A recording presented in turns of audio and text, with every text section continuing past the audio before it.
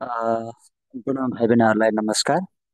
आजको भिडियोमा मैले कक्षा 12 को सामाजिक अध्ययन कक्षा 12 एकाइ 10 पाठ 2 अन्तर्गत नेपालको विदेश नीति र नेपाल भारत तथा चीन सम्बन्धी पाठको केही अभ्यासहरू लिएर उपस्थित भएको छु। अब हामी सुरु गरौँ उक्त पाठहरूलाई। सर्वप्रथम नेपालको संविधानमा उल्लिखित विदेश नीतिहरूमध्ये कुनै दुई बुँदा उल्लेख गर्नुहोस् भन्ने प्रश्नबाट हामी अगाडि बढ्छौँ। अब यहाँ देख्न सक्नुहुन्छ नेपालको संविधान र यहाँ नेपालको संविधानमा उल्लिखित विदेश नीतिहरू निम्नअनुसार रहेका छन्। एकमा नेपालको सार्वभौमसत्ता, भौगोलिक अखण्डता, स्वाधीनता र राष्ट्रिय हितको रक्षा गर्न क्रियाशील रहँदै संयुक्त राष्ट्रसङ्घको बडापत्र, असंलग्नता, पञ्चशीलको सिद्धान्त, अन्तर्राष्ट्रिय कानुन र विश्व शान्तिको मान्यताका आधारमा राष्ट्रको सर्वोपरि हितलाई ध्यानमा राखी स्वतन्त्र परराष्ट्र नीति सञ्चालन गर्ने भन्ने रहेको छ भने दोस्रो बुँदामा चाहिँ विगतमा भएका सन्धिहरूको पुनरावलोकन गर्दै समानता र पारस्परिक हितका आधारमा सन्धि सम्झौताहरू गर्ने भन्ने रहेको छ। तपाईँहरूलाई प्रश्न यो भेरी सर्ट क्वेसन्समा चाहिँ सोध्ने गर्छ। त्यसैले यो चाहिँ अब ठ्याक्कै संविधानमै भएको हुनाले हामी यसलाई कुनै तोडमोड नगरिकन जे उल्लेख गरिएको छ त्यो कुरा लेख्न पर्ने हुन्छ। त्यसै गरी अब अर्को प्रश्न रहेको छ, नेपालको सरकारले तय गरेका विदेश नीतिहरू मध्ये कुनै दुईको व्याख्या गर्नुहोस् भन्ने प्रश्न सोध्न सक्छ अथवा तपाईँलाई होइन। नेपालको सरकारले चाहिँ तयार गरेका विदेश नीतिहरूमध्ये विदेश नीतिहरूको सूची बनाउनुहोस् भनेर जसरी प्रश्न सोधे तापनि हामीले नेपाल सरकारले तय गरेका विदेश नीति के हुन् त भन्ने मूल कुरा भएको हुनाले मैले यहाँ विशेष त बुँदागत रूपमा तपाईँहरूलाई चाहिँ त्यो कुराहरू राखेको छु। हामीले बुँदा जान्यो भने त्यसलाई आफैले पनि व्याख्या गर्न सक्ने हुन्छ। जस्तै सबैको सार्वभौमिकता र भौगोलिक अखण्डताको सम्मान गर्ने, कुनै पनि देशको आन्तरिक मामिलामा हस्तक्षेप क्षेप नगर्ने, समानता र पारस्परिक हितका आधारमा नयाँ सन्धि सम्झौताहरू गर्ने, पारस्परिक समानताको सम्मान गर्ने, विवादको शान्तिपूर्ण निरूपण गर्ने, पारस्परिक लाभका आधारमा व्यवहार गर्ने, संयुक्त राष्ट्रसङ्घको बडापत्र प्रति प्रतिबद्ध व्यवहार गर्ने, संयुक्त राष्ट्रसङ्घको बडापत्र प्रति चाहिँ प्रतिबद्ध हुने होइन, त्यस्तै पञ्चशीलको सिद्धान्तका आधारमा व्यवहार गर्ने, विश्व शान्तिको मान्यतालाई अङ्गीकार गर्ने, विगतका सन्धिहरूको पुनरावलोकन गर्दै जाने, यी कुराहरू चाहिँ नेपाल सरकारले चाहिँ तय गरेका विदेश नीतिहरू हुन्। भाइ बहिनीहरूले यो पोइन्टहरू चाहिँ जान्नुपर्ने हुन्छ र यो प्रश्न पनि तपाईँहरूलाई एनइबीमा चाहिँ सोध्ने गरेको छ। त्यसै गरी अब लागौँ अर्को प्रश्नतर्फ। यो प्रश्न पनि परीक्षामा सोधेकै प्रश्न भएको हुनाले महत्त्वपूर्ण छ र विशेष त अब यो अलिकति जान्नुपर्ने, विद्यार्थीलाई सुन्न र बुझ्नको लागि सजिलो होस् भनेर मैले चाहिँ थोरै यो भिडियोलाई व्याख्यात्मक रूपबाट चाहिँ प्रस्तुत गर्ने गरेको छु। काम जस्तै नेपाल भारत बिचको आर्थिक सम्बन्ध भनेर टिपिकल सोधेको छ। अब हामीलाई थाहा छ काम वा जागिर, पेसा, व्यवसाय तथा आर्थिक सहयोग आदान प्रदानले नेपाल भारतको आर्थिक सम्बन्ध अत्यन्तै नजिकको छ। यी दुवै देश चाहिँ छिमेकी देश, खुला सिमाना र भाषिक समानताका कारण ठुलो सङ्ख्यामा नेपालीहरू भारतमा र भारतीयहरू नेपालमा बसी कार्य गरेका छन्। त्यसैले भारतीयहरूको भनौँ न डिप्रेसन प्राप्त गर्ने देशहरू चाहिँ को 7औं स्थानमा नेपाल रहेको छ है। नेपाल भारत का बासिन्दाहरू अथवा त्यहाँका नागरिकहरू नेपाल धेरै बस्छन् र त्यो नेपालबाट चाहिँ उनीहरूले चाहिँ विदेश भनौँ भारतमा पैसा लैजाने गर्दाखेरि चाहिँ त्यो डिप्रेसन प्राप्त गर्ने देशको सूचीमा 7औँमा नेपाल रहेको कुरा छ भने नेपाल भारत व्यापार तथा पारवहन सन्धि 2035 सालमा व्यापार सन्धि भएको थियो। यही व्यापार सन्धिका आधारमा नेपाल भारत बिचमा व्यापारिक कारोबारहरू हुँदै आएका छन्। नेपालको लागि आयात गर्ने कुल वस्तुहरूमध्ये भारतबाट 64% आयात गरेको छ भने संसारका विभिन्न देशहरूमा नेपालले निर्यात गर्ने वस्तुहरूमध्ये भारतमा मात्र 63% निर्यात गरेको थियो। अब नेपालले भारतबाट आयात गर्ने प्रमुख वस्तुहरूमा पेट्रोलियम पदार्थ, सवारी साधन, होइन, स्पेयर पार्ट्स, मेसिनरी सामान, औषधि, विद्युतीय उपकरण, खाद्यान्न आदि हुन् भने अब हामी नेपालले चाहिँ भारतमा के कुरा पठाउँछौँ निर्यात भनेको हामीले चाहिँ अब के कुरा पठाउँछौँ त्यहाँ भन्ने कुरा छ। एक्सपोर्ट गर्ने कुरामा जस्तै तयारी पोसाकहरू, जुट, धागो जस्ता पाता होइन, पोलिस्टर धागो, टेक्सटाइल्स, कोसीजन्य वस्तुहरू चाहिँ कृषिजन्य वस्तुहरू चाहिँ हामी कृषि भयो कृषि होइन कृषिजन्य वस्तुहरू चाहिँ हामी पठाउने गर्छौँ। जस्तै नेपाल भारत बिचमा आर्थिक सहयोग प्रदान आदान हुने गर्छ। नेपालले भारतलाई अप्ठ्यारो परेको समयमा सहयोग गर्दै आएको कुरा, चाहे त्यो भूकम्पको बेला होस्, कोभिडको बेला होस्, अथवा अन्य कुनै दुःख र आपत परेको बेलामा भारतले सहयोग गर्दै आएको कुरा छ। सन् 1951देखि नेपाल भारत आर्थिक सहयोग कार्यक्रमको सुरुवात भएको है थियो। यो कार्यक्रमको उद्देश्य चाहिँ नेपाल सरकारको आर्थिक विकासका प्रयासहरूमा सहयोग गर्ने रहेको छ भने भारतले नेपालको आर्थिक विकासका लागि साना स्तरका करिब 474 र मझौला तथा ठुला स्तरका करिब 36 गरी 510 परियोजना हाल नेपालमा चाहिँ भारतीय सहायताका धेरै परियोजना सञ्चालित छन्। त्यस्तै अब यसरी भारत र नेपाल बिचको सम्बन्ध पनि आर्थिक रूपमा अबल र परिपूरक छ भन्ने कुराहरूलाई तपाईँले यो बुझिसके पछाडि अब यसलाई यही लेख्नुपर्छ भन्ने भन्दा पनि कुरा बुझिसके पछाडि हामीले नेपाल र भारत बिचको आर्थिक रूपमा दुईटा देश छिमेकी भएको, नेपालका नागरिकहरू भारतमा जाने, भारतका नागरिक नेपालमा आउने, भारतबाट हामीले केही वस्तुहरूलाई चाहिँ आयात गर्ने र नेपालबाट फेरि त्यसलाई चाहिँ निर्यात गर्ने, यी दुवै कुराहरूलाई मिलाएर हामीले नेपाल भारतको आर्थिक सम्बन्धका कुराहरूलाई चाहिँ लेख्न सक्छौँ। र त्यसै गरी अब नेपाल भारत बिचको राजनीतिक सम्बन्ध कस्तो रहेको छ र कहिलेकाहीँ तपाईँहरूलाई यो प्रश्न सोध्ने गर्छ। नेपाल भारत बिचको राजनीतिक सम्बन्ध उतार चढाव हुँदै आइरहेको कुरा होइन, खटपट हुँदै आइरहेको कुरालाई पनि जोडेर प्रश्न सोध्ने भएको हुनाले नेपाल भारत बिचको सम्बन्ध अनौपचारिक रूपमा परापूर्वकालदेखि नै थियो भने अब औपचारिक रूपमा चाहिँ सन् 1947देखि कुटनीति सम्बन्ध कायम गरी सौहार्दपूर्ण व्यवहार गर्दै आएको छ। अब तपाईँले यहाँबाट पनि प्रश्न सोध्ने गर्छ, नेपाल भारत बिचको कुटनीति सम्बन्ध कहिले भएको हो भनेर प्रश्न सोध्न सक्छ। त्यसैले हामीले नेपाल भारत बिचको कुटनीति सम्बन्ध चाहिँ 1947देखि सुरु भएको भन्ने कुरा चाहिँ बुझ्नुपर्ने हुन्छ।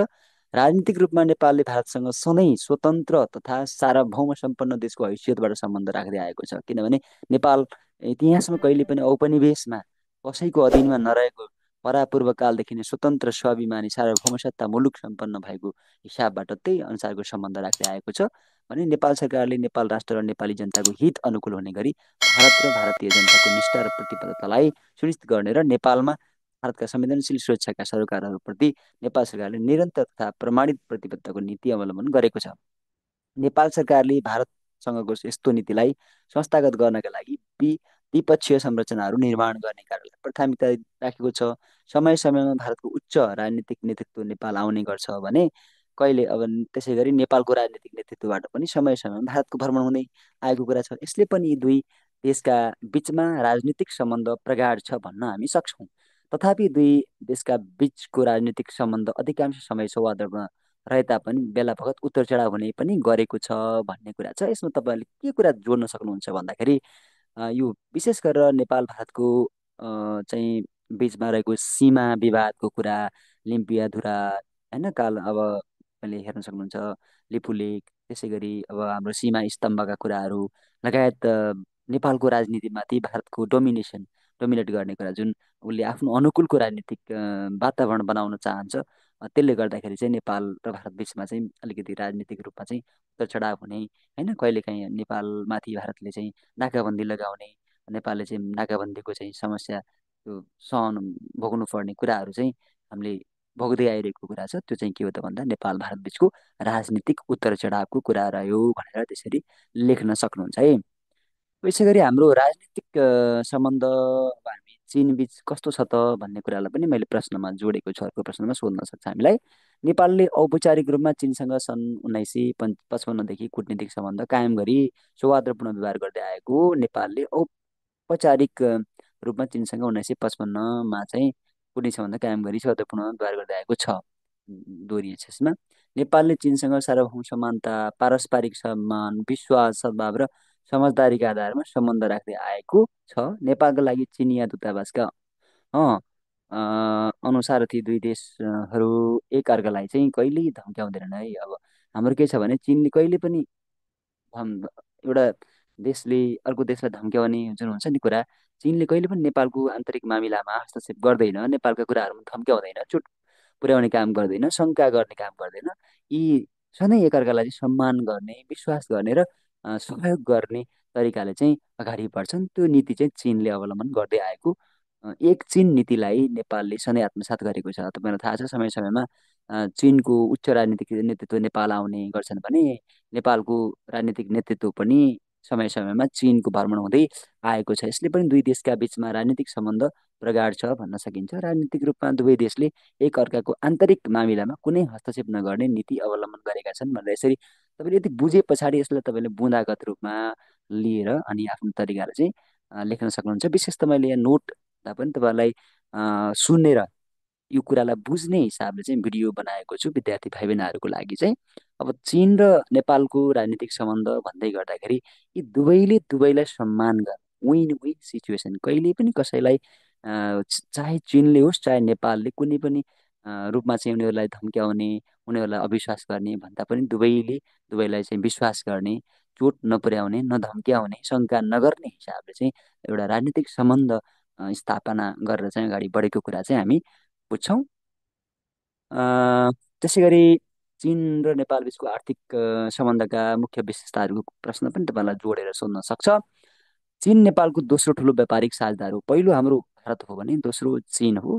नेपाल र चिन बिचको आर्थिक सम्बन्ध पुरानो छ।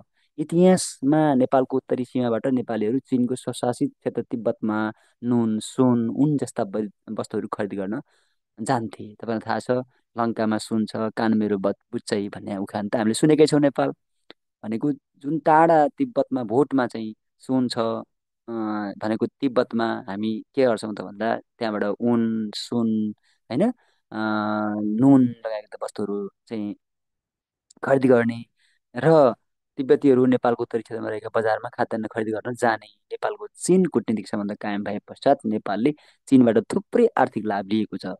पहिला त्यो थियो भने पछि जब उनीहरूको औपचारिक सम्बन्ध स्थापित भइसके पछाडि अब चिनले नेपाललाई थुप्रै आर्थिक सहयोग पुर्याएको छ। नेपाललाई अनुदान दिने, ब्याजमुक्त ऋणहरू प्रदान गर्ने, सहुलियत ऋणका रूपमा सहयोग गर्दै आएको कुरा।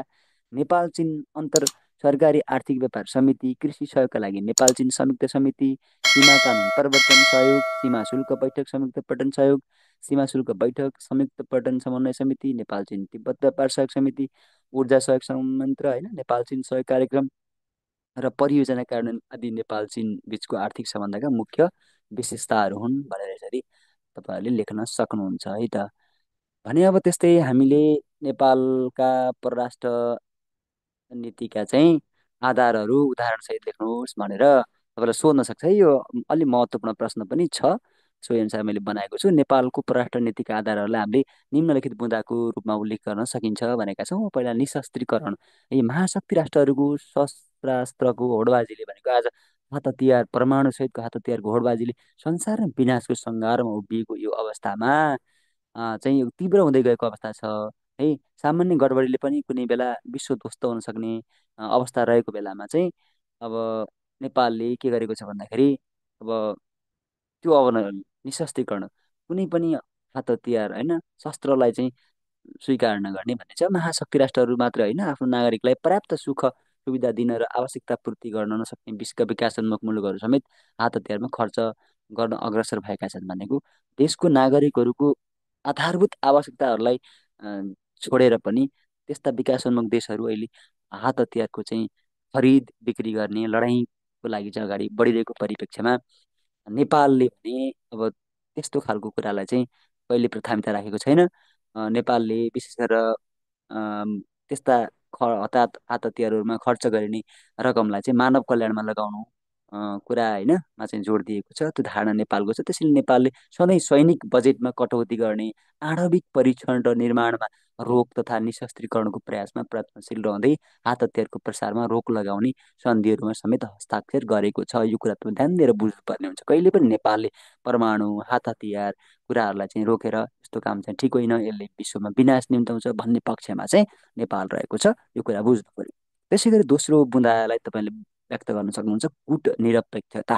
नेपालको परराष्ट्र नीति असंलग्न भएको कारणले असंलग्न परराष्ट्र नीति हाम्रो चाहिँ के हो त भन्दाखेरि रहेको नेपालको हो।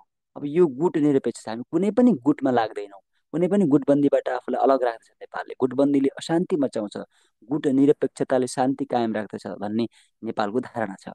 त्यसैले आफूलाई कुनै पनि गुट, चाहे पूर्वी होस् पश्चिमी होस् भनेको हामी चाहे चिन, जापान, रसिया होस्, अमेरिका, कुनै पनि शक्ति महाशक्ति राष्ट्रहरूको पक्ष विपक्षमा चाहिँ नलागिकन निष्पक्ष रूपमा चाहिँ तटस्थ भएर चाहिँ रहनुपर्छ भन्ने नेपालको चाहिँ अन्तर्राष्ट्रिय नीति छ।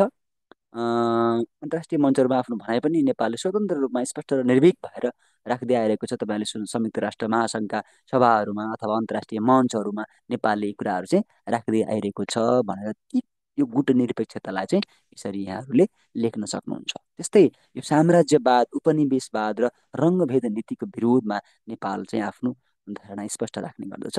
नेपालले आफ्नो परराष्ट्र नीति अनुरूप चाहिँ संयुक्त राष्ट्र सङ्घ असंलग्न शिखर सम्मेलन तथा अन्य अन्तर्राष्ट्रिय सम्मेलनहरू र मञ्चहरूबाट सदैव साम्राज्यवाद र उपनिवेशवाद र रङ्गभेद नीतिको विरोध गर्दै आफ्नो स्पष्ट परराष्ट्र नीतिप्रति अडान राख्दै आएको छ भन्ने कुराहरू चाहिँ लेख्न सक्नुहुन्छ। त्यस्तै गरी पञ्चशीलमा आस्था राख्छ नेपालले। नेपाल जहिले पनि परराष्ट्र नीतिमा पञ्चशीलको आधार भनेको छ। खास गरी पञ्चशील भारतीय जवाहरलाल नेहरू चिनिया प्रधानमन्त्री चाइ एन लाईले दुई देशबीच आपसी कायम गर्न सन् 1954मा निर्धारण गरेको एउटा सिद्धान्त हो र यो सन् 1955को वाङगुङ सम्मेलनबाट समेत अनुमोदित सिद्धान्त मध्येको एक हो। यो सिद्धान्तमा आस्था र विश्वास राख्दछ। पञ्चशील भन्नाले एक अर्काको स्वतन्त्रता। अब ध्यान दिनुहोस् है, त पञ्चशील आधारका के हुन् भनेर तपाईँहरूले त्यहाँभित्रबाट पनि सोध्न सक्छ। पञ्चशीलमा आधारित तथा पञ्चशीलको सिद्धान्त भनेको एक अर्काको स्वतन्त्रता। जहिले पनि हरेक व्यक्तिको आफ्नो स्वतन्त्रता हुन्छ, त्यसलाई सम्मान गर्नुपर्छ भन्ने छ। सार्वभौमिकता र क्षेत्रीय अखण्डताको सम्मान गर्ने, एक अर्काको आन्तरिक मामिलामा हस्तक्षेप नगर्नु है। तेस्रोमा मानवता र समानता भनेको समानता र पारस्परिक हित कायम गर्नु। हामीले सन्धि गर्दा कुनै पनि काम गर्दा दुवैलाई बराबर हित हुने गरी चाहिँ काम गर्ने। पारस्परिक अनाक्रमण गर्ने, हामीले कसैलाई पनि अनाक्रमण गर्ने आक्रमण गर्ने कुरा गर्नु हुँदैन भन्ने र शान्तिपूर्ण सह अस्तित्व चाहिँ यी के हुन् त पञ्चशीलका आस्थाहरू हुन् भन्ने कुरा छ। त्यसै गरी अरूसँग मित्रता र छिमेकीसँग घनिष्ठता भन्ने चाहिँ नेपालको के छ परराष्ट्र नीति रहेको छ। असंलग्न परराष्ट्र नीति अनुरूप नेपाल विश्वका जुनसुकै राज्य अनि गरिब साना ठुला सबैसँग बिना कुनै भेदभाव सम्बन्ध र मित्रता राख्न चाहन्छ। नेपालको कूटनीतिक सम्बन्धको सूचीबाट पनि यो प्रष्ट हुन्छ कि नेपाल कुनै प्रभावबाट होइन कि स्वतन्त्र रूपमा सबैसँग समान मित्रता कायम राख्दछ भने आफ्नो छिमेकी राष्ट्रहरूसँगको सम्बन्धलाई विशेष महत्त्व दिन्छ भन्ने कुरा चाहिँ हामी यसरी नेपालको परराष्ट्र नीतिका कुराहरूलाई चाहिँ उल्लेख गर्न सक्छौँ। र यसरी यो भिडियो तपाईँलाई कस्तो लाग्छ, मैले यहाँसम्म चाहिँ यसरी व्याख्यात्मक रूपमा प्रस्तुत गरेको छु भने